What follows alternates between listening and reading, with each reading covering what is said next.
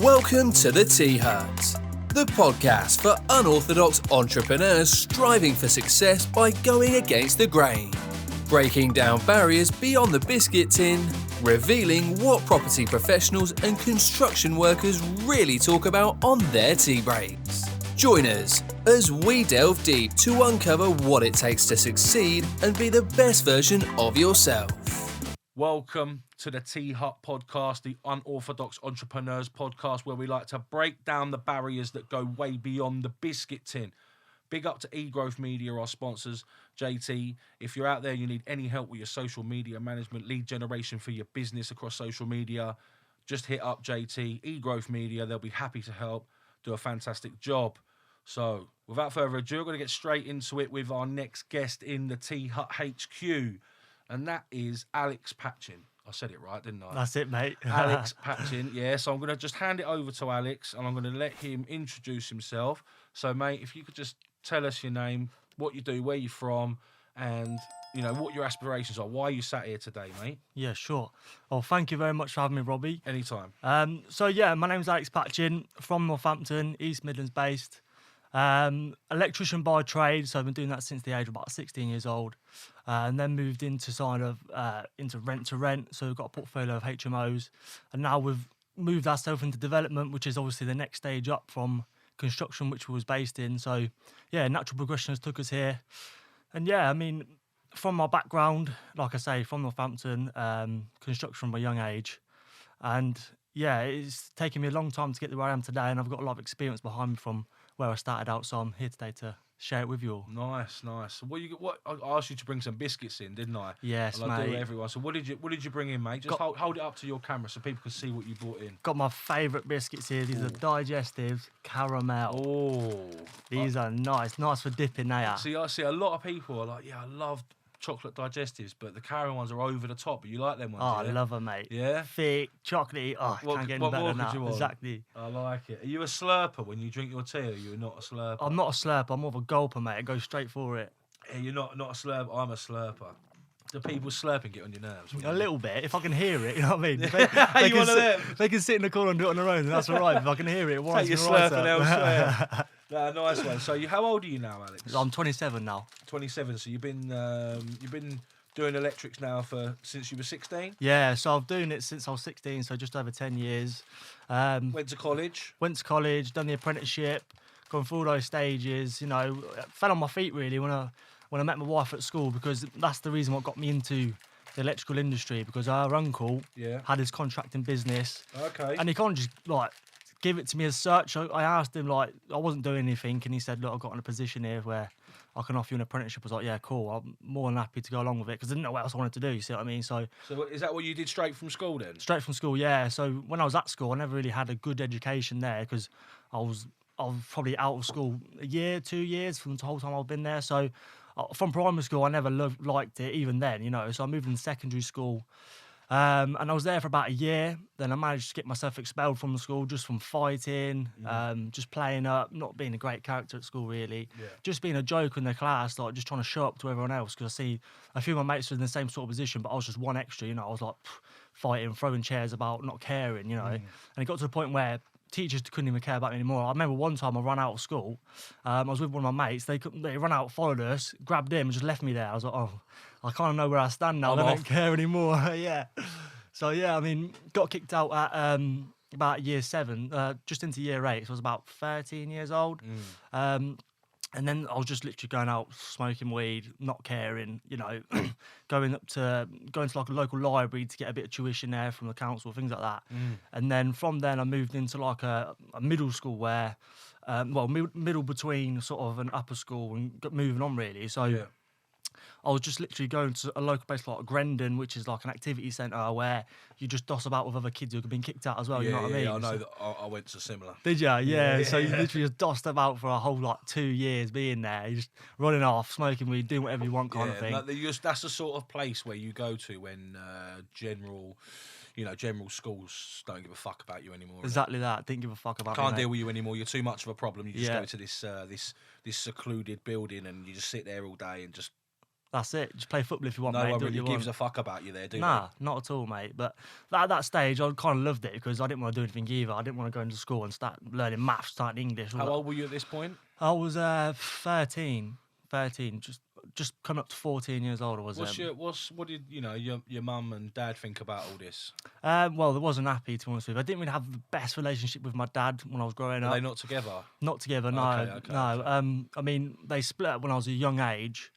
So about 8 years old, they split up. How did that affect you? Oh, massively affected me and my relationship with my parents and my brothers because at the time, I didn't really see my mum for a few weeks at a time because she was off with her partner trying to look for another house or whatever. I don't really know. And I was kind of like left on my own as such because my dad was working.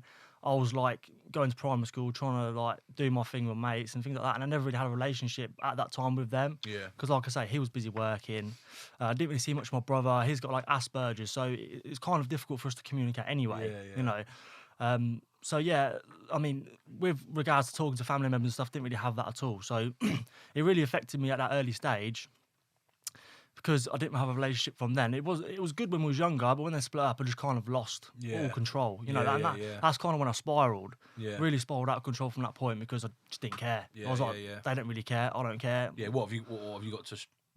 Why should you? Well, yeah, exactly, because I didn't really have that sort of authority above me at that time because they both just kind of went their own way. I was like, all right, whatever. Yeah. And then I was just like going staying with my mum for like a week at a time, going to see my dad, things like that. And then sort of as I got older, my dad got quite unwell, to be fair. I was living with my mum at this point, so he was kind of doing his thing. I don't know what he was doing, to be fair. I didn't really have a great relationship. So he was off doing his thing. I was staying with my mum for a bit. And then it wasn't at the point when he got really unwell. So he was... what was I must have been about 20 years old. I kind of didn't speak to him for weeks at a time. He was seeing other girlfriends or whatever he was doing. And he got really unwell. And because I didn't have a good relationship with him, I kind of just like, I'll go and see him, see how he's doing. So he went into hospital. And it turned out I had like a really bad cyst on his back. So they cut into it and it went really bad. So he was in intensive care for a few weeks. And that was at the time I was at school and they called us in because he was in intensive care and they said, look, he hasn't got long to live. Like, he's got a few hours or a few days as such. How old were you then? 20. No, I wasn't 20. I was 16 because I remember I was doing my GCSEs at that time. So it was that difficult time anyway. I was trying to concentrate. Like, it's a hard time, isn't it? Yeah, because I moved into this new school at Moulton it was, where I didn't know anyone there and I kind of settled at that point. Yeah. And yeah, all this happened. So I was going to see him, blah, blah, blah. And then, from that point, he was in hospital for a couple of years. So he was in hospital like 2 years, I'd probably say. And I was going in and seeing him every single day. And I built a fantastic relationship with him, like the best relationship we've ever had when he was in hospital. Yeah. And it was such a hard time. Like, I've seen him cry, I've cried with him.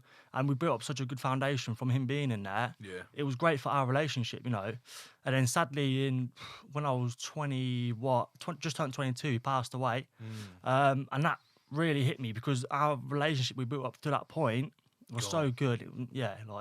And the thing was, I didn't really have the other family members around me to support me because they wasn't going through the same thing as me because I was kind of left just to help him. Yeah. Do you see what I mean? And my brothers and that wasn't there. Like, they wasn't there. You know what I mean? Even if they listened to something, you wasn't there. You know what I mean? None of them was really. Yeah. So it's kind of just me and him and my wife. To be fair, my wife was amazing.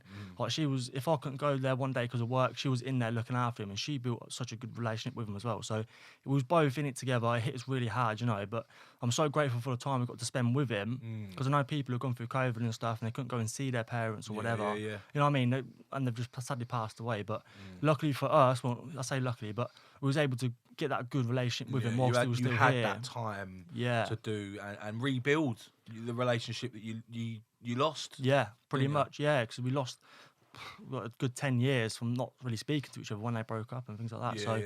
We really did build a good relationship, and he's obviously still with me today, and he's always up there looking down. You know what I mean? But it's just sad that had to go that way. But I'm just grateful we had that time spent together when he was in hospital. Really. Yeah. Well, I can sort of relate to it. Obviously, I lost my dad when I was similar age to that. I was 18, and it was sudden.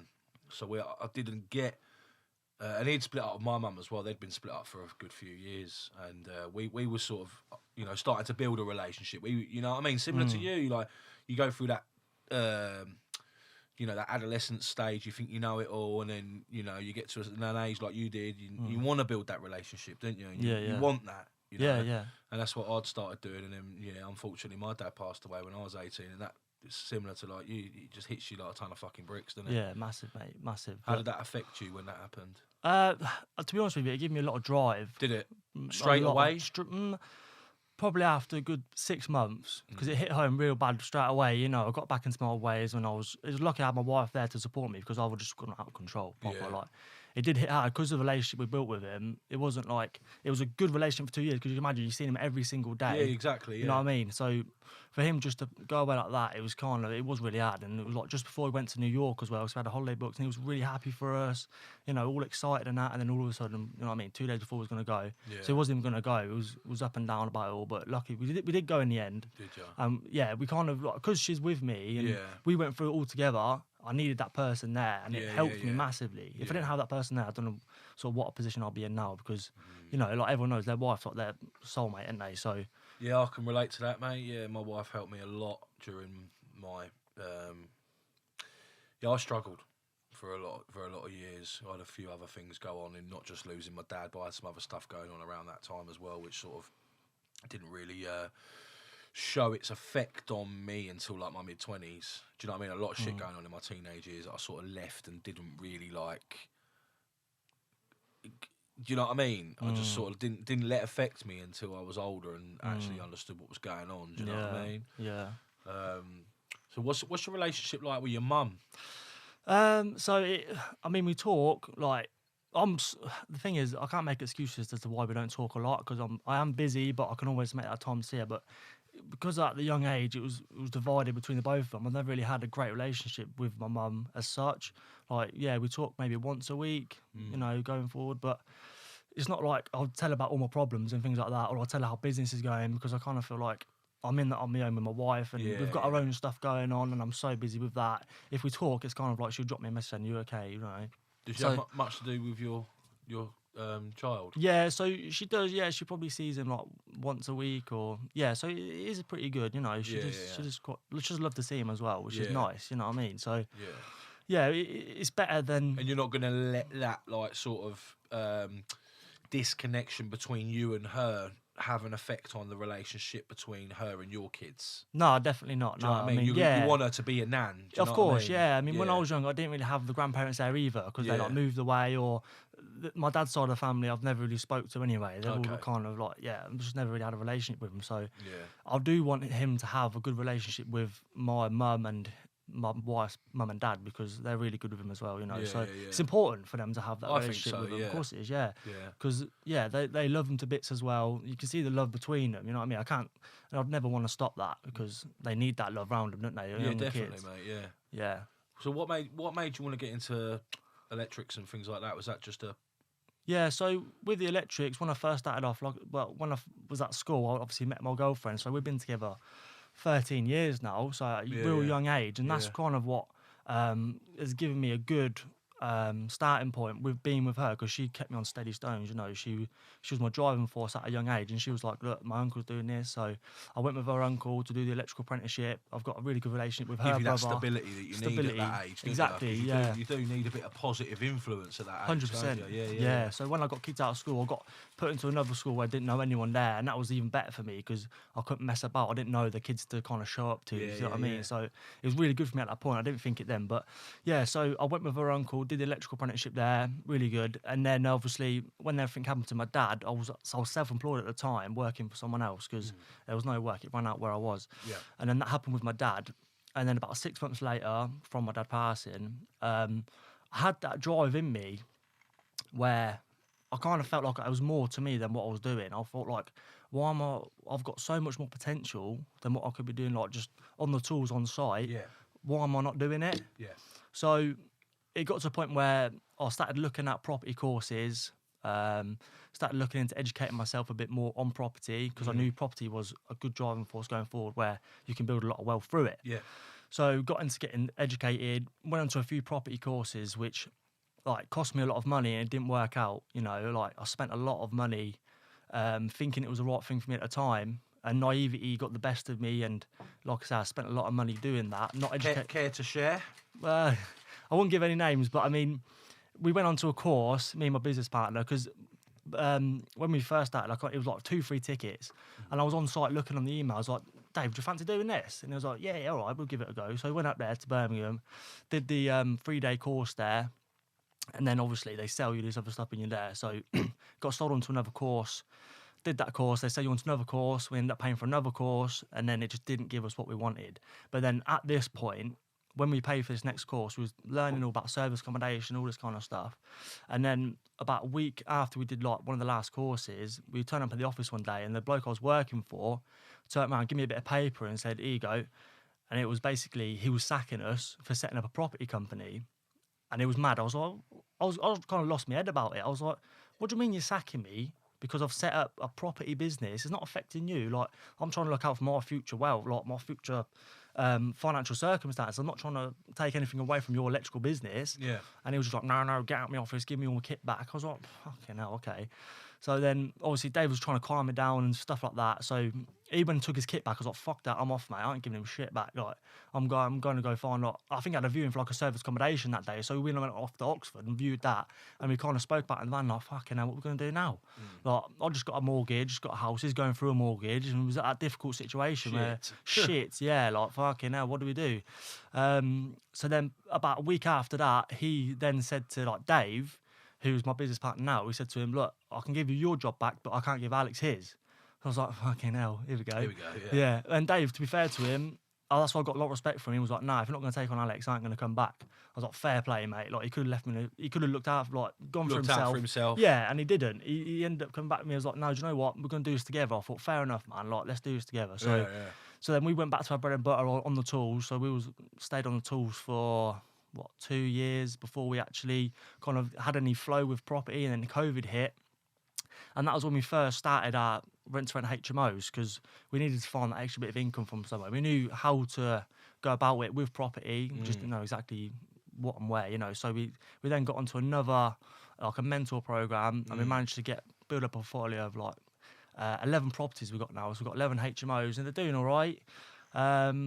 And we've got someone in the office kind of looking after them, systemised it, and we're doing a bit of electrical work here and there, like our bread and butter, you know, you might as well if there's work there. Yeah. And then it got to the point sort of last year where we're looking at the bigger picture with like developments, because we were doing it on site for other people. Yeah. You know, so we was going on site, seeing people making a shitload of money out of it, and was like, there's got to be a way we can get into it somehow. Yeah.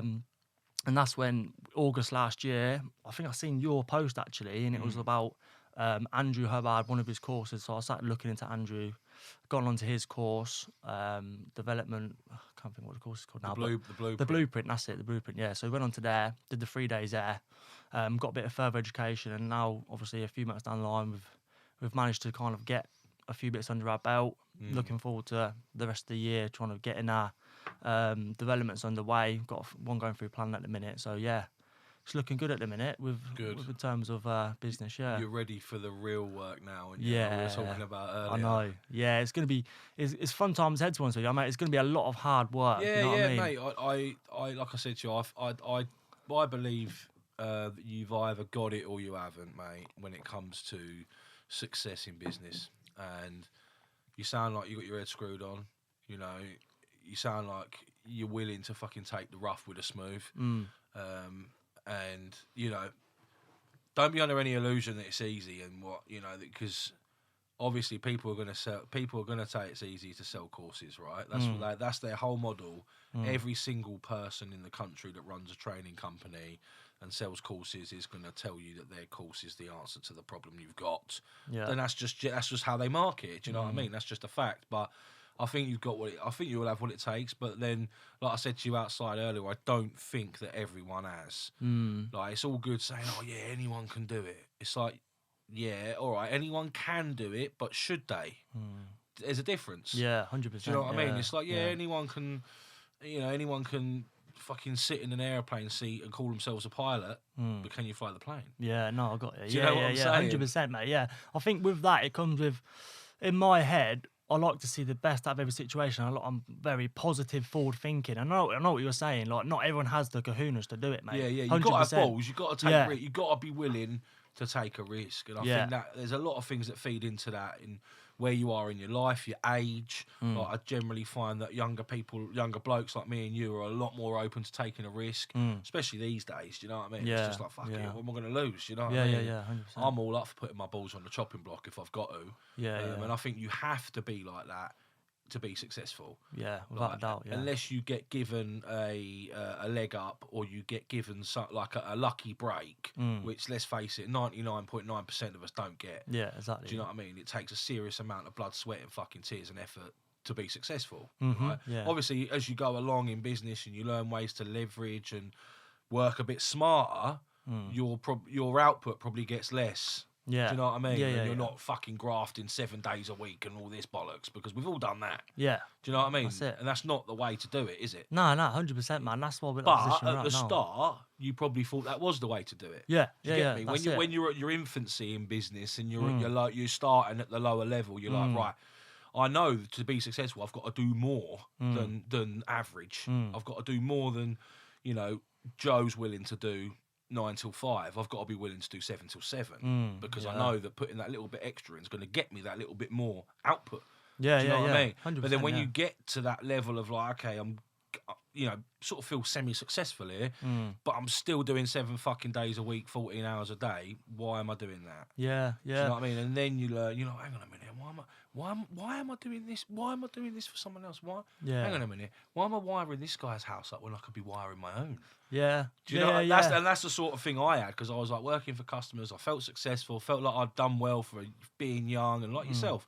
But then you get to a point and you're like, I think every entrepreneur gets this. It's like, you're never complacent. You're never happy. No. It's like you get to a certain level of success, or you reach a certain point, and then you're like, I could go higher. I want to do something else. This isn't good enough for me. Yeah, I'm not getting what I wanted out of this. Yeah, yeah, Do you get me? Yeah, 100%. And that's how, I mean, when I say to people, like, when was the turning point for you? And I for me, there was never a turning point. I always knew that I was going to go somewhere. I just couldn't tell you how and when. No, that's it, man. Same for me. Do you get me? Yeah, before I kind of went into doing the development side of things, I didn't know where I wanted to go with it. Like, I did the rent to rent thing because that's kind of what I knew at the time. That's the lower entry level. You can sort of like try that out. You're not risking a lot of your own cash in a rent to rent, are you? So, exactly. Yeah. Yeah, I get that. So that's where I kind of started off, and I knew there was more to it. I knew there was somewhere else I wanted to go. But until you start getting involved in Until it, you know. until you know, you don't know, obviously, do you? Yeah. It's like everyone wants to be an entrepreneur, but they don't want to put all the work in to get there. Did you always have have a feeling in yourself like you always wanted to be like different? You always like starting your own business ain't easy. No, of Do you know course what not. I mean? Yeah. And taking risks and going into something new that you don't know isn't easy. Yeah. But what if you could put your finger on something? I mean, what's been the thing for you that's given you that confidence to be able to go, yeah, you know what, I don't care, I'm going to do it? I think it might come down to my dad not having the financial security when he passed away. Okay, yeah, Do you see what I mean? Because he didn't have the financial security at all. And you know what? Yeah, now you've mentioned it, like, I think maybe I've got a bit of that, because when my dad died, he had nothing. Yeah, Nothing. Same, yeah. Like he like nothing. Like he had. I think he had £900 Mate, exactly the same. in his bank, and that was it. Yeah. No savings, no fucking money stuffed in a pillowcase, nothing. Yeah, exactly the same, Nothing, mate. mate. I think my uncle managed to get like a couple grand from insurance or something. I don't know where he managed to get it but from. it's nothing, is it? But he had nothing. He had Yeah, nothing in his yeah, bank. yeah, He was yeah. literally How strapped, old mate. was he when he died? He was 52. Yeah, mine was 42. Really? Yeah. So it's not that far in ages, but you'd think I'm 34, right? By the time I'm 42, if I fucking die when I'm 42, I'm going to make sure my kids have got something. Exactly, more than 700 quid. Yeah. Do you know what I mean? And I think that's where it comes from, mate. I think Yeah. it's exactly the same thing. I'm just like, I can't leave my family in that same situation. I can't do it because we've gone through that. We know exactly how it is. We know exactly how it feels. You're kind of like, nah, I can't do that. Yeah. I can't put them in the exactly same situation as that. But for people who haven't been in that situation, they're just kind of living day to day. Like maybe, no, I've got no reason not to like it, or I've got all the utmost respect for people working in like the warehouse jobs or the low end jobs, things like that. But when you're doing that and you're comfortable, you don't realise the potential you can actually be getting to. Yeah. Do you see what I mean? Where if you're just living day to day, and a lot of my family members are, they're all doing the same thing, lower end jobs, things like that, and they're just thinking of the next paycheck, or I can go on holiday next month because I've got a bit of a bonus and that. Yeah, They don't think about what happens if this happens. You Yeah, know, what happens if that company closes down and you got fuck all, and you got no job? exactly. Or they start automating everything and get robots in the warehouse, and you ain't got a job anymore. Which is coming, mate. Which is happening. Yeah, It's like, happening now. Yeah, Do you know what I mean? Like, what would you do then? Like, that's what I mean. Like, get to like 50 years old and think, I've paid my mortgage off now. I can sound like, mate, come on, like, yeah, you just spent. But then you think, you get to like 50, 60, you paid your mortgage off, and then you're like, I'd quite like to live my life now. So then you go, and then you pull it, and then they go and pull equity out of their houses. Yeah. Then hang on a minute. Yeah. So do you know what I'm saying? I know It's saying, like it's a false economy, isn't it? Yeah, it's 100%, a massive false economy. Yeah, I've got massive opinions on all this kind of thing because all the family members, like, when it comes to like what we're just talking about, like when people have all this equity in their house, they don't think about what they could actually be doing with it to not have to work their jobs. They're more thinking about, 5 years time I've paid it off. I'm sound. I'm free. Yeah, I'm free. I can do what I want. But mate, you're 65. Yeah. You're not going to go skiing, are you? Yeah, you've just worked your whole life to pay for that one thing that you're probably going to enjoy for 10 years before you die. And if you've got 10 years. If you've got 10 years at 65. And these days, I mean, people are generally living a bit longer, but do you know what I mean? It's not the way to do it, in my opinion. Like, no way. I don't want to be fucking paying down a mortgage when I'm 65 and then worrying about not paying it off. Exactly, yeah. Because I know, I've got family members that are doing exactly that. Yeah. Like, well into their 50s and, like, got mortgages on properties and have got, like, can't get a full-term mortgage. They have to get, like, obviously a higher interest rate over a shorter period of time because of their age. Yeah, because they're a lot older, So they're over 50. Because obviously, when you get past 50... they look at it like, well, you're like 2/3 of the way through your life. Yeah. Do you know what I mean? Like, the fact is, you haven't got that amount of time to pay that amount of money back off. So, and then that puts stress on them because they've like, well, in their head, right, they've got that limiting mindset, which we were just talking about, like, got to own this property, got to get on this property ladder, And like I said to them, like, because they're actually that's my family member, but his dad has just died recently, and he's like, I'm going to get a little bit of inheritance. We'll be looking at about 50, 60k. And he was like, I'm going to just like probably just put it into this house we've just got a mortgage on and do it right up. And I was like, what are you doing? I was like, obviously spend a little bit of that, like, to do it up. Yeah, I was like, but get the fuck out of that house you're in, rent it out, and then go and buy another one. Exactly. With that money you've got, that 60k, all right, spend 15 or 20 in the house that you've got, buff and a fluff, whatever, bit of paint here and there and whatever. Go and buy another house. Yeah. And live in, because what he's moaning about is the house that he's in at the moment he's not happy with. Right. And I'm like, well, because it was like all they could get for the money they had at the time. Yeah. So I was like, look, just suffer it for a year. When you get that money through, just tart it up and then move out, rent it out. Go and buy something that you do want to live in. Yeah. Exactly. And then the rent that you're earning from that's going to cover a bit of your mortgage, and your mortgage payments will be reduced. So you don't have to work as hard. Yeah. And he was like, fucking hell, what an idea. And he's 55, man. Mad, and I'm like, mate, you're fucking... I know, it's like, how do they not know about this? That's what baffles me. But you're not, like... You're not taught it, are you? Well, that's the thing. You're not taught it at school how to buy a house or how to manage money, are you? No, you're not at all. Because I weren't. No one's, and they should be now. Like, this is the sort of thing they should be telling in school, like how to manage money, how to multiply your money, 100%. How to actually have assets. Yeah. How to retain the assets and make money from the assets. Yeah, definitely. Whereas people are just thinking, I'm just going to buy one house and live my life sound. Like, yeah, I'm going to work my job till I die.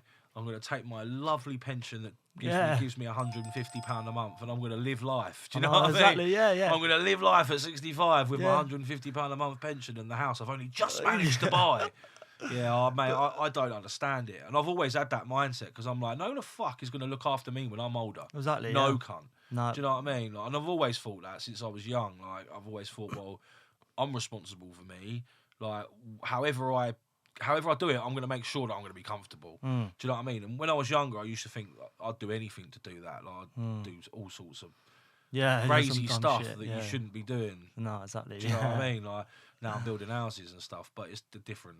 Yeah, well, that's the thing. Like, when it comes to social media, that's what I love so much about it, because it's not, people might see me putting stuff on there and they're thinking, oh, what's he trying to sell me now, for example. But my main focus on there is to try and educate people on what I already know. Yeah. Like, may not know everything I need to know, or you know what I mean, not everything they need to know maybe, but I can give you a good insight as to what I've already learned on my experiences as to what you should be, or what I think you should be doing. That's what I try and do. Yeah, like I'm not trying to tell you what I'm trying to do next. Like, I'm just trying to give you my opinion on it. Whether you think it's right or not, if you can take that with a pinch of salt. I'm telling you, that's a live experience, and you either listen to it or not. Yeah, it's one of them ones. Exactly. And a lot of people don't listen to it. There might be 1 out of 100 who think, do you know what? Actually, he's got a point. And I've had a few people message me like, do you know what? That's actually a really good idea. I'm going to do something about it, kind of thing. I'm thinking, well, you should, mate, because if you've got all that equity in your house, you need to use that rather than living till you're 60 and then thinking about it. Oh, I've just paid my mortgage off. Now I can do this and that. Like, you can do it now. Don't stop messing about. Like, you can do it now. You've got all that money sat in there. Just use it. Grow your money that's coming in, and you'll be able to live the life you want. Exactly. And they just don't. A lot of them don't see it because they're just stuck in the same way as everyone else. Yeah, but that is social conditioning for you, isn't it? Yeah, that is. Yeah, and that is how we've all been brought up. If you've been brought up through the like normal schools with normal working class family, you are conditioned to be like that. Yeah, you are conditioned to go to work, train for a job that you probably don't really like,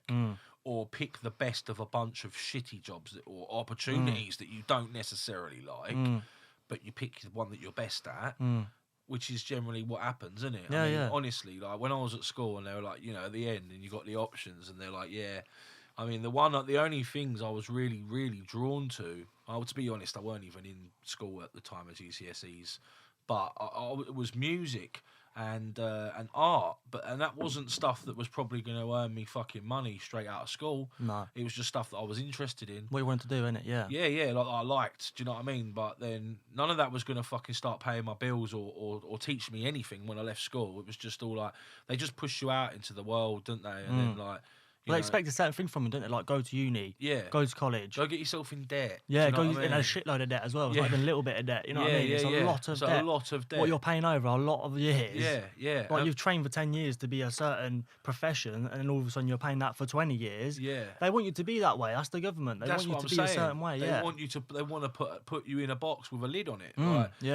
Where you can get so high and then you hit the ceiling and then you're like a fly trying to get out the jar, banging your head. Because that's what it is, isn't it? Yeah, that's what they want from you. They want you to be in the banking system. They want to be able to use your money to do X with it, and then you just sit there happy. Yeah. You know what I mean? That's what they want from it. Yeah. I mean, even running a business is a bit like fucking backwards, isn't it? Because of that. I mean, you probably know, like I do, running any sort of construction-related business and the amount of taxes that we pay. Yeah, it's fucking phenomenal. Yeah. Do you know what I mean? It's like fucking VAT. You got fucking. Oh, there's so many. I can't CIS. remember them all. Yeah, do you know it's what I mad, mean? mate. Yeah. Corporation tax. Yeah. You got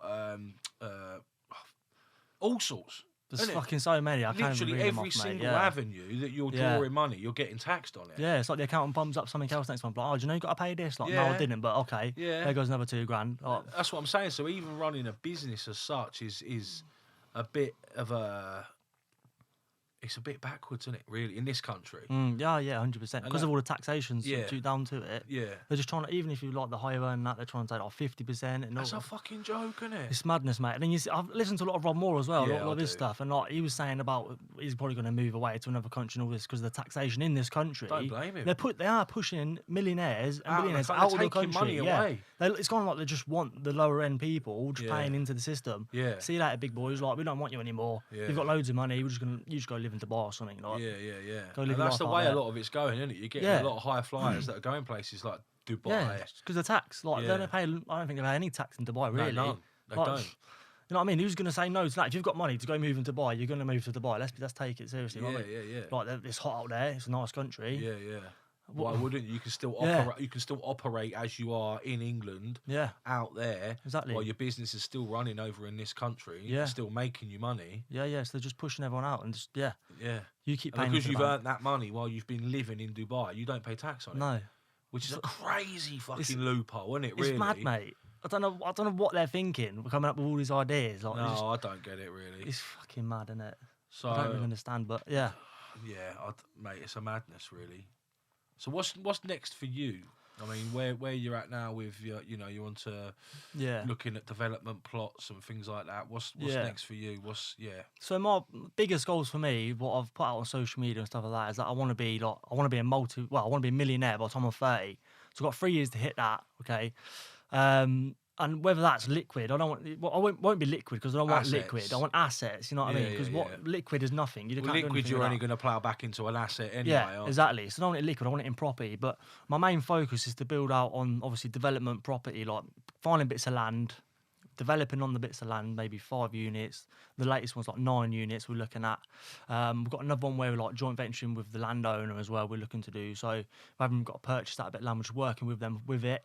You know, and that is my next thing because, like what we said earlier, like from sort of a few years ago, I didn't really know what I wanted to do. Whereas when it came into developing, I was like, this is me. Like, this is what I want to do. When I got into rent to rent, I started doing like with other people, like we're looking at coaching and things like that. Yeah. And we started doing a little bit of that with this other company. And it was like, I remember we went and met them, there was like 5 of us, and I was like, look, we want you to be our coaches, things like that. And I remember me and Dave was really up for it, and I was just like, I don't know about this, man. This is not me. Like, I can't make all my money I'm not someone's bitch, basically. Yeah. Like, I'm my own person. Like, if I'm going to do something, I'm going to go ahead and do it. Like, whether that's on my own or what, like, this is me. Like, I can't be doing this for someone else. So when it comes to developing, I was like, yeah, boom, this is a bit of me. I can make serious money doing it. Whereas when it's in construction, I was doing electrical work, and I was thinking, we had a few lads working for us. I was like, I can't make the money I need to earn doing this. Yeah, like, the money's not here, mate. Yeah. You know what I mean? Mate, I experienced the same. I had over 30 blokes working for me about 5 years ago. So, and even that, like, stressful as fuck. It was stressful as fuck, and the money, like, it weren't all that, mate. But I look back and I think that year we turned over 1.4 million, and like, bearing in mind we are literally like me, my wife, that's it. Do you know what I mean? We got like a team. We had a team of blokes working for us. I think 32 turned over 1.4 or something that year, which boom. I know turnover's vanity, but it sounds good. But then when I sat down with our accountant at the end of the tax year and looked at it, and we only had like, I think it was about 150 grand profit. I was like, what? From that turnover, it's mad, isn't it? I was like, fuck. Like, yeah, where the fuck's that gone? and that was just like a really busy year as well. And I felt like I'd been really busy that year anyway. But I bet you pushed yourself proper to get that much. You know what I mean? Like stressful days. To turn over that money. 12-hour days. It was literally every day, all day. 12 hours was a half a day. Do you get me? It was like that. And that was like the turning point for me, I suppose, when I thought, what am I doing? Yeah. Do you know what I mean? I'm like, don't get me wrong, I was like, it felt like, because the money was always there, cash flow was good, I could always do what I wanted to when I wanted to do it. Do you know what I mean? Like, having, for anyone, 150, 200 grand a year is good money. Yeah, of course it is, yeah. For a lot of people. Do you know what I mean? And I was living all right. And that's why I think I was in that full sense of security, because I weren't struggling. Do you know what I mean? I had 5 holidays that year. I was loving it, and then I sat down at the end of the year and thought, yeah, okay, that's been a fucking tough year, work-wise, and it feels like I've been relentless working. Let's see the figures. And then boom, and it was like not even like 10%, and I was just like, made me feel like shit. Yeah, do you know what I mean? For all the work you put into it. Yeah. You know what I mean? And I just thought, you know what? I was like, why the fuck am I doing this? Do you know what I mean? Because I can't keep doing this year in, year out. Yeah, it's a lot of work, mate. Yeah, 100%, man. Even just, I wasn't even doing nowhere near that, and I was still got to the point where I was like, this ain't gonna make me what I need to make. Like, we had like 2 lads, you know what I mean? It's fucking nowhere near what you had. So yeah, but I was under this illusion that, well, not illusion, because I knew that it weren't earning me like millions, but I knew that it would earn me a living, and I'd do all right out of it. So that was sort of like, I come from a normal council estate family, never had a fucking business lesson, never learnt nothing like that. So I've been learning as I've been going along this whole time. Yeah. Do you know what I mean? So I just thought, when I realised that, I was like, nah, that's not good. Like, anyone with half a brain can work out that fucking that's a pretty shitty margin. Yeah.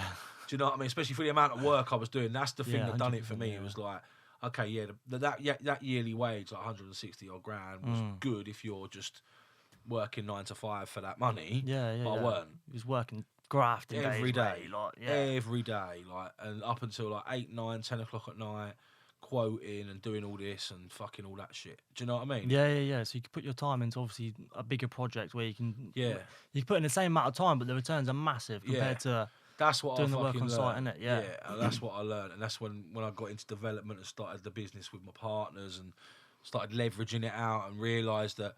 What was key for me, I don't know if you'd agree, but I don't know if you were at that stage yet, or you probably have realised it, that like admitting to yourself what you're not good at is really important. No, yeah.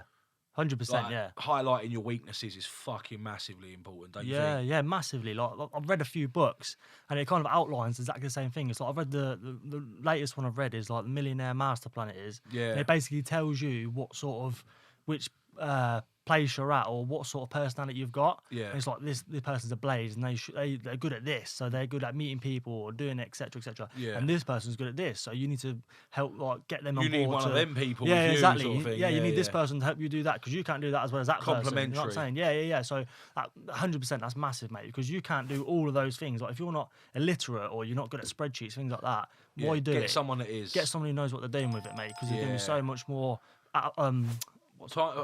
efficient. Efficient, that's it. A lot more efficient with it, rather than you're trying to do it and trying to make it work and spending 2 hours when they'll spend like 10 minutes. When you're doing like a sub, like your output's going to be fucking subpar, isn't it? Really, if you can't do, you're trying to do everything. Yeah. The likelihood is that you're not going to be giving everything your 100%. Yeah, exactly. Because you don't like it for starters. Yeah. One, because you don't like it, and two, because you can't fucking do it anyway.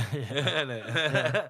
So what have you noticed? I mean, what's your, what have you realised to be your biggest weakness or the thing that you're not so good at that you're either trying to improve on or that you've realised that you can, leverage out to someone else? The biggest thing for me, because my sort of personality is like I like to go and talk to people and meet people and just building a good relationship with other people around me. So when it comes to like paperwork, spreadsheets, being illiterate with like numbers and stuff, I'm shit at that. I'm shit at detail. Yeah. Awful, mate. Just ask my wife, she hates me for it. But, you know what I mean? I'm shit at that sort of stuff. So that's when Dave is quite good at that as well. So he's good at like looking at numbers, figuring stuff out. And I'm just like, crack on, mate, because I hate it. That. Yeah, you do that, mate. You deal with all the certificates or whatever else you do as well. And I'll just concentrate on talking to customers or whatever. I'll get the work. You know what I mean? Yeah. That's what it is, mate. Because I just can't deal with that stuff, mate. It just rattles my brain. So I think that's the biggest thing for me is more like being illiterate with numbers and the finer bits on the paper. I just hate it. Yeah. So I'd rather just be out there finding the work and just being active. You know, even if it's not always proactive, like to be out there and just doing something. Because if I'm sat down like just not doing anything, I feel like I need to go do something. You know what I mean? I need to get out of the house or whatever. Do you think it's been a good thing having a business partner? Yeah, if you're on the same wavelength, if you can, you have to learn to kind of compromise sometimes, or you need to know where each other's boundaries are. Be willing to listen to the other person as well. Yeah, because I can be quite like pushy, to be fair. Like I'm very like, right, we're doing this, mate. And sometimes he's like, oh, what about this? I'm like, yeah, but we need to do this, mate. And he's like, yeah, all right, we'll do that then. We'll go with it. You know what I mean? Yeah. So I can be quite pushy. Forceful, assertive. Assertive, mate. Yeah, because I know where I want to be. You know what I mean? I know exactly where I want to go. I don't like. Are you good at being told? Nah. Will you be told? I will be told. Yeah, if my wife tells me, it takes something inside you to let yourself be told. It does be, like I like to be right. You know what I mean? If I'm going somewhere, I'm like, nah, but this is what we're doing. And but if you know that, like you've suggested something, but then you like in that scenario you find out that you're wrong. Will you admit you're wrong? Yeah, but it hurts, man. Yeah, I know. I admit I'm wrong. You know what I mean? Because he'll like, in a roundabout way. Yeah. Oh, okay, it's this, but I'm still right about that. Yeah. You try and justify it. Yeah, exactly. Yeah, but obviously I've got to be told sometimes, mate. Because I'm not always right, are we? But I am very like, let's do this, mate. And then he's good at it to be taking it. To be fair, he's kind of like, let's do that, and then you know what I mean, goes with it. So if it was both the same as me, it would never work. That's the thing. I think I've found it, as long as you can complement each other and you're not like the same types of people. Because I mean, with my guys, we're like all very different. Which is good. Very different. Like I'm the fucking hothead. I'm the one who'll fly off and fucking. I'm like you. I'm doing it like this way. We're doing it like that. Do you know what I mean? And the guys are like, whoa, like. No, you thought about this? Like, listen, you thought about that. Yeah. But what's been really good for me to work with them guys that are like that is that now I'm a little bit more like that. Do you know what I mean? I'm still me, and I'm still like, no, fucking, if I think we should do it this way, we'll do it this way. Yeah. But then I'm really quick to, if they like pipe up and go, oh, no, mate, and I'm like, yeah, all right, okay, cool. Talk to me, tell me more. Do you know what I mean? Like, exactly that. Yeah, you got to be willing to take it on board as well. And I used to be, but I used to think I knew it all. Like when I was younger, I'd be like, nah, fucking, bollocks. Do you know what I mean? Same. Yeah. Now I've realised the value in like listening to other people's opinions. Yeah. I think that's maturity, innit? I think as you Yeah, get older, 100%, mate. you know And what I mean? realising secretly, even if you don't admit it to everyone, that you're not always right. Yeah, exactly. Do you know what I mean? As Yeah. long as you're admitting it to yourself up here, Yeah, it's yeah, like, yeah. Maybe I fucking was a have a bit word wrong. with yourself. Yeah, Do you know what I mean? yeah, Because that's yeah, what I yeah. have to do sometimes. Yeah, Take myself out of the room and I'm like, just fucking listen to them. yeah, Just yeah, listen yeah. to what they're saying. Do you know what I mean? Yeah, I Go think back. when you're so focused on what you want to achieve, though, Yeah, like you you were just saying, you kind of like, that can be quite. I think it can be quite detrimental though. Yeah, it when can you're be. so like, mm, you know, like you said, tunnel vision on something, which I do believe you've got to be like sometimes. But then I think you've got to know when to switch that off. yeah, you do. Do you not think? Yeah, yeah, yeah. You got to know, like, if someone's got an opinion on something, you got to be willing to take that on board. Or if you're literally doing something that is just wrong and it's just gonna. Yeah, fuck it right up. Yeah, even like you're focused on your goal. You're so focused that you can't see that what you're doing is going to land you in a whole heap of shit. Yeah. Because I've been there. Do you know what I mean? And I've had to listen to other people and sometimes haven't listened to other people when I should have and got my fingers burnt. Do you know what I mean? But you've learnt from, and Yeah, that's yeah, probably yeah. why you take more opinions on board now. That's exactly it. Yeah. Because I used to think that I knew everything and that I was just going to make the right decision all the time. Even if I weren't educated. Do you know what I mean? On said subject that I was making a decision on. Do you get me? Yeah, yeah. Thought yeah. I knew it all. Oh yeah, I know a little bit about that. I've got enough to do that, make that decision. When really I should have fucking sat back and thought about it. Yeah. Or listened yeah. to this person that was actually giving me a good bit of advice and wasn't being a dickhead. Yeah, even though you think that at the time. Yeah, Yeah, you 100% think that about it all the time. I'm thinking, who's this clown trying to tell me that? And I think about it in the van, I'm thinking, nah, maybe he was right, actually. Yeah. You know what I mean? Do you So- ever get that from people that you're close to? I call it toxic positivity. So what, you mean like people having... People who will say like, oh yeah, I'm fucking, you know, really proud of you, but you need to be careful with what you're doing. Yeah, we'll get that quite a lot. I'm really proud of you, but I don't think you should be doing this. Yeah, well, to be fair, my dad used to give me a lot of that. Did he? He did just give me a lot of that. He kind of held me back in some places, like, oh, you shouldn't really be doing that because of this. Yeah. And I did take it on board then. Yeah. And then I kind of, as I grew older, I kind of just didn't listen to anyone else then because I didn't really have that person there. But Yeah, even now, yeah. like, say for my wife's parents, they're like, oh, you need to be careful because you might burn out and things like that. I'm like, nah, I know what I'm doing. You know what I'm saying? I know I'm going myself. for it. Yeah. It's like, Yeah. Or people will come in and say, oh, yeah, because this and that, but have you thought about this? Yeah. I'm like, yeah, well, I thought about that. I know exactly what I'm doing, Yeah. and I'm going for it, kind of thing. Yeah. So yeah, you do get them people coming around me and saying it, but I don't really.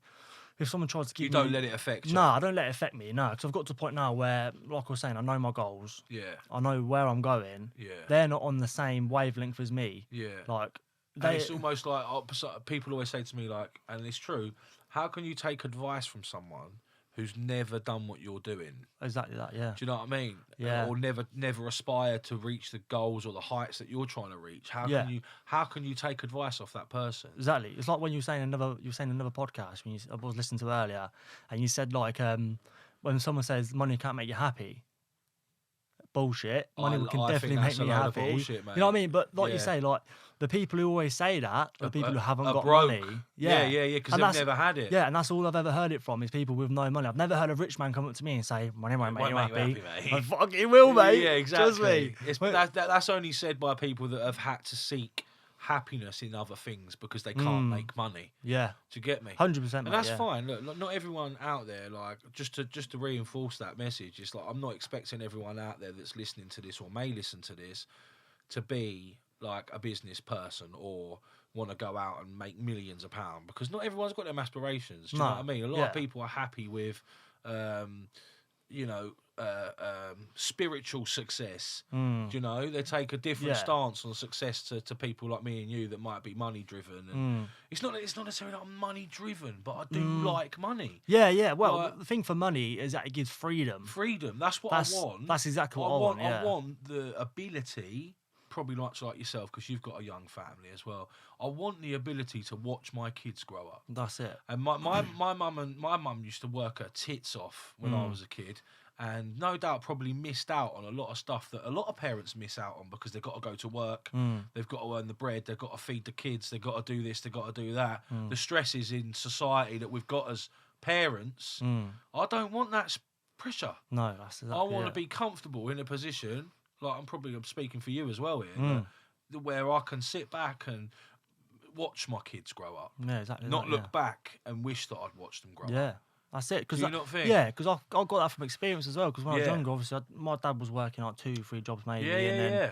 Like, he was My out. dad I'd never was never seen about. him. My real dad was never about. See, they didn't even get to spend time Nah, with us either. You know what nah. I mean? So you want to spend that time with your kids now. Like, Yeah. It's from them experiences, like from my experiences as well. To now, is I know exactly what I want for my children. Like, Yeah, because you know how it feels. Yeah. To be that child. Exactly. And it ain't nice, is it? When when you're young and you feel like, man, like confused and like, you haven't got that support behind you. You haven't got that role model. Yeah. Like, that's pretty fucking shit feeling. Yeah. as I remember a few feelings like when I was younger. Like, say if we go to a football match, right? Yeah. Like a few things got stuck in my head from when I was Go younger. on, You know what I mean? So you go to like, say you're playing a football match with all like you're, I don't know, 10 years old, and you got all your other mates around. Your dads are there, and their mums there cheering them on. That all around the side of the pitch. Yeah, and you look around, and your dad's not here. They're thinking, "Fucking hell, Yeah. where's my dad?"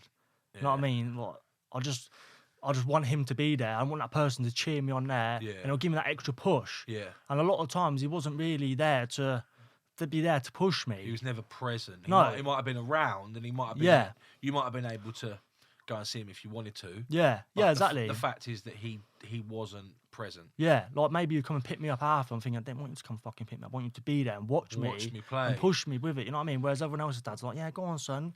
At half time and that. Like, well done, mate. If you mean, fuck, I'll just go Pat walk on the home back then, mate. sort of thing. Yeah. Yeah. So that's how I know now. You don't want that. For No, your I know kids. exactly what I'm going to do for Charlie right now, and I've got another on the way. So I know exactly how I'm going to benefit them when they're growing up. Like, I know what I want to do. Like, I've got tunnel vision on that as well. You know what I mean? I know exactly how I'm going to go about it, because I've thought so much about it because of that effect it's had on me when I was younger. Yeah. See what I mean? So it's a benefit to them because they haven't had to go through what I went through when I was younger. You know what I'm saying? So that's how some of the things I've gone through, I don't regret, because I've learnt a lot from it, and I know exactly how I'm gonna. Yeah, I mean, I asked that question to a lot of people, and it's like a lot of people have got my sort of response to it. What do you regret? And I don't really regret much, because if I was to go back and do things differently, then I probably wouldn't be who I am now. Yeah, Do you know what I exactly. mean? I think everything you go through and what you experience shapes you as a person through childhood, shapes you into the adult that you turn out to be. Yeah. Well, ultimately, what you go through every day shapes you as you, because I think we're ever evolving, aren't we? Just because you reach a certain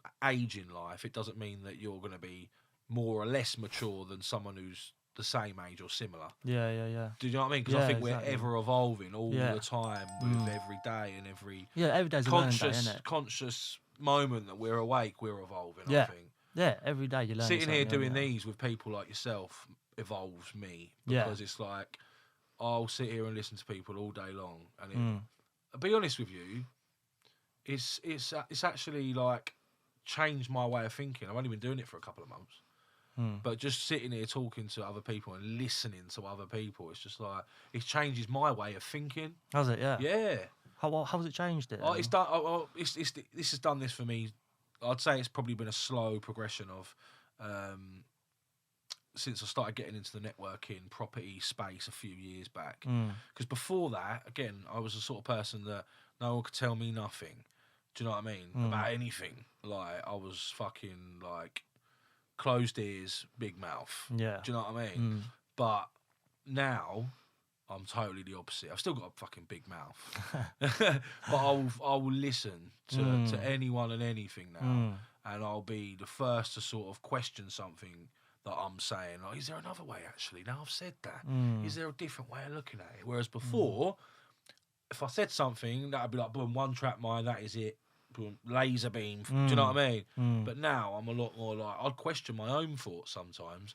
Like, I'll say something or I'll do something, and I'll be like, I don't know about that. Do you know what I mean? Saying, yeah. Whereas 10 years ago, I would not be like that. And I think just being around other people that are open-minded and, you know... Yeah. that I like fucking talking helps. to people like yourself, 100%, because I love how you're opinionated on your own background, on your own subjects, because it's good to have a discussion with people who are very opinionated on what they believe in. Yeah. Do you know what I mean? So that's how I learn as well. That's how we grow, yeah, isn't it? exactly. So when you're just talking to someone, it's not the same, you know what I mean? Because, so it does really help, like, talking to someone like yourself, because... No, I appreciate it.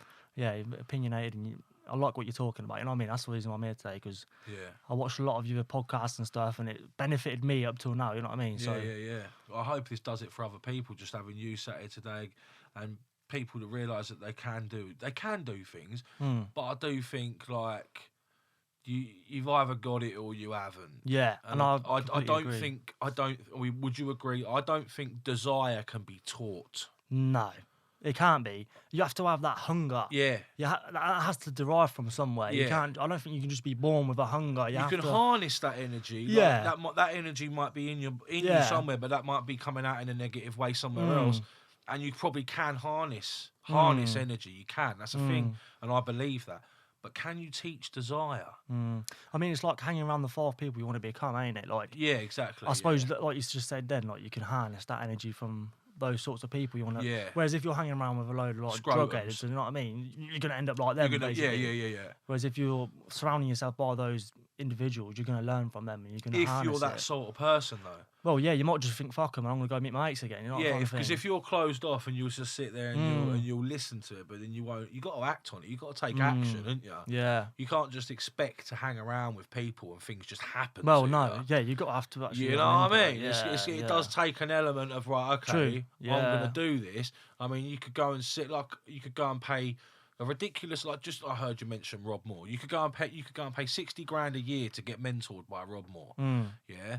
But if you're going to spend that 60 grand and then not actually go out and action the things that he's telling you to do as a mentor, or you're not going to take the action that you should be taking, then that 60 grand you might as well just gone and spent on bread. Yeah. Do you know what I mean? You get no benefit. Yeah. And I think it is genuinely down to each individual person. Yeah, I think you're right there. On how, and I mean, no one can guarantee success in anything. No. Like, you know, and a lot of these people say, like these training courses, and I'm not going to point the finger at any one individual here, but because a lot of them do it.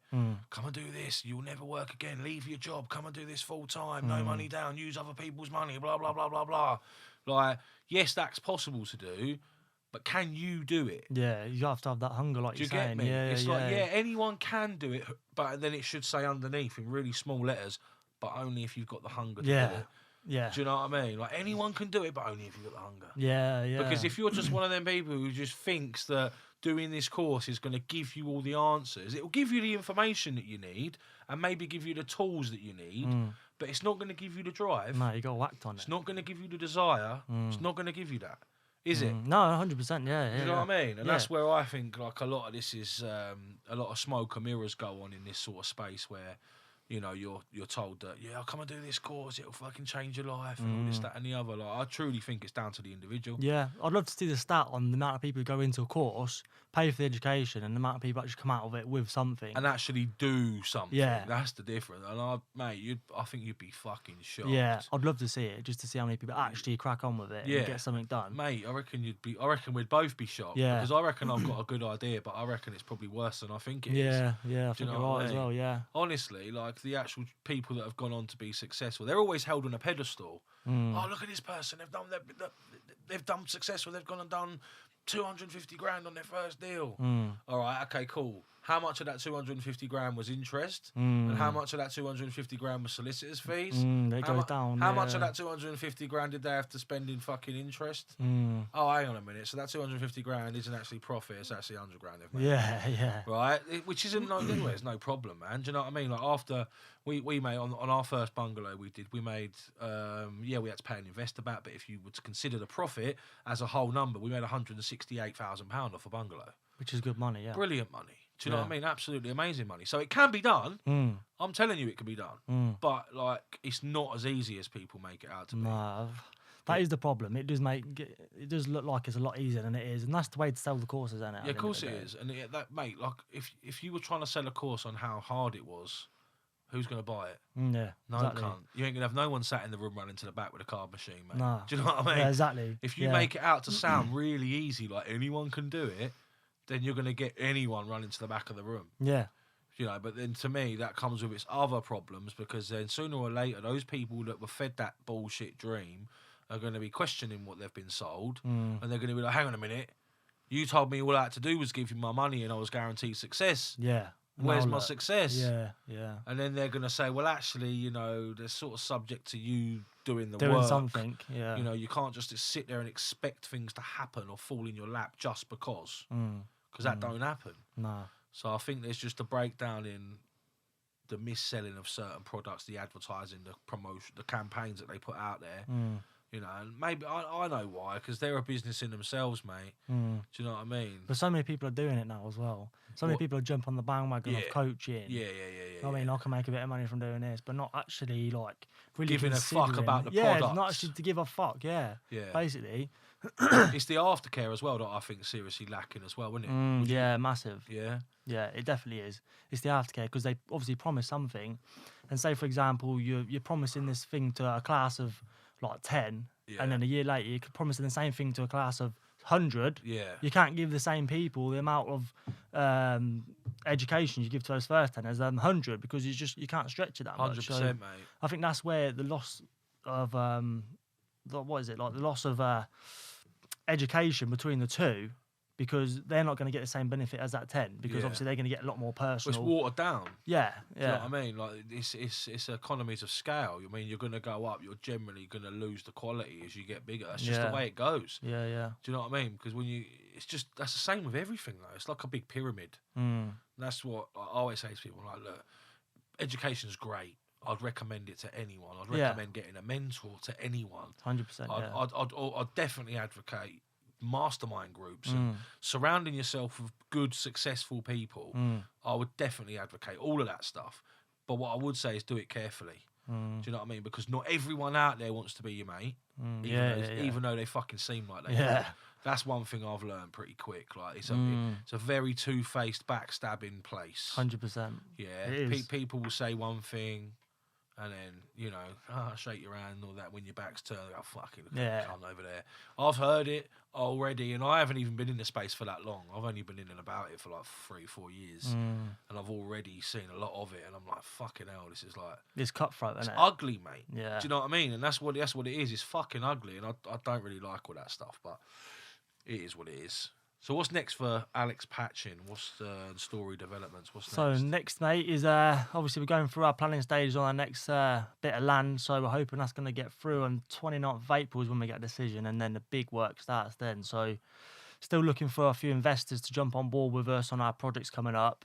What sort of returns do you offer people, or is that like it depends on them? It does depend. Yeah, I mean because everyone's different, you might find that it's a JV is better because they want to earn from it and learn. What is it for those that don't know? What's a JV? So joint venture is when they will come into like an SPV with us, like a special purpose vehicle. Special purpose vehicle, yeah. Yeah. So they'll come into the business and basically be a partner of that business, and then they'll obviously get a return from the profit at the end of the build. So once we sell, they'll get a profit out of that. Yeah. And then I think for me that works best because I want to give people value. I don't just want to say, have you got 200k because we can give you X%? I don't want to do that because that's not what I'm in it for. I'm in it to build relationships. And that's 100% what I'm in it for. You know what I mean? I want to give people benefits. They can go and do their own stuff. And once they do their stuff, they'll include me in that stuff. Yeah, of course. And that person can then, you know what I'm saying? So it's a big circle of bringing everyone in and giving everyone value and, making money from it at the same time. That's what we're here for. So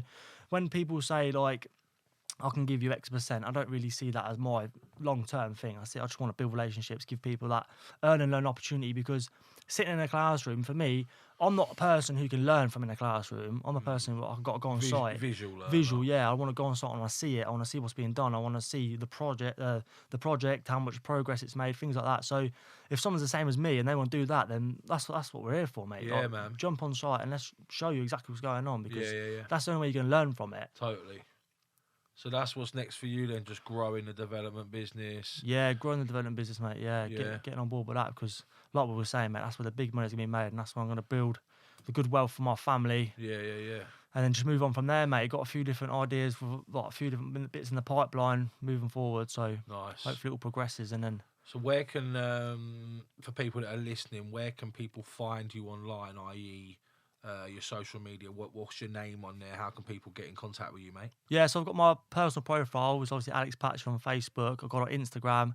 Story Developments is our business page on Facebook and Instagram as well. So jump on there. We're normally pretty active on there. So a few posts sort of maybe once a day or a few posts a week. And you can see our progress on what we've been doing, personal life as well. So I like to keep everyone updated on bits and pieces we're doing all the time. So nice one, mate. So yeah, like I say, if there's anyone out there that's looking to, what area are you you developing in Northampton area? Northamptonshire, yeah. Yeah. Yeah. Whereabouts exactly? So Chatteris is where we're Chatteris, developing. that's Cambridge area. Cambridgeshire, yeah. Yeah. So if anyone in the sort of East Anglia area Yeah. that's looking for investments into development, or you want to get involved in Alex's projects or anything like that, you can have a look on your social media and get hold of you that way, yeah? Hit me up, mate. Yeah, nice one. Appreciate that. No, that's all right, mate. So, yeah, thanks for coming down today, Alex. It's been good having a chat with you, mate. Yeah, it's great. Thank Hope you very you've much for enjoyed inviting me, mate. Yeah. No, any time. And hopefully you're going to get into your development soon, the Yeah, first yeah. one. And then maybe we come back in, I don't know, in 6 months' time or something. Hopefully by that time you might have started something, and then we can talk about your experiences with that and how that's going, yeah? I'm sure there'll be a few, but yeah, that I'm sounds sure great. that'll be eventful. Yeah? All right, nice one. Cheers, Alex. Nice mate. one. Thanks, Robbie. Thanks, Cheers, mate. Bye. The Tea Hut. Proudly brought to you by eGrowth Media.